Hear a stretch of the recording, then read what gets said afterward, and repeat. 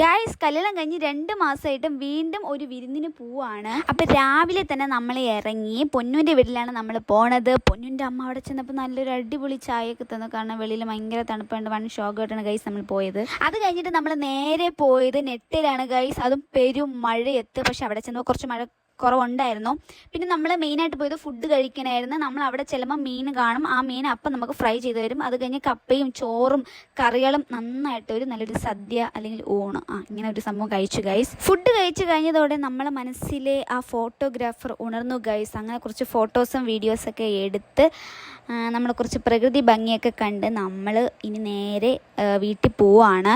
അങ്ങനെ തിരിച്ചു പോകാൻ സമയമായപ്പോൾ ഭയങ്കര മഴ. അപ്പം നമ്മൾ പിറ്റേന്ന് രാവിലെയാണ് പോണത്. അപ്പോൾ ഇതാ പൊന്നും ഉറക്കമൊക്കെ എണീറ്റ് ഇങ്ങനെ ഇരിക്കുകയാണ്. നമ്മൾ യാത്ര പറയാൻ വേണ്ടി. അങ്ങനെ നമ്മൾ വിട്ടു പിരിയുകയാണ് ഗൈസ്. ഇനി എന്ന് കാണുമെന്നറിയില്ല.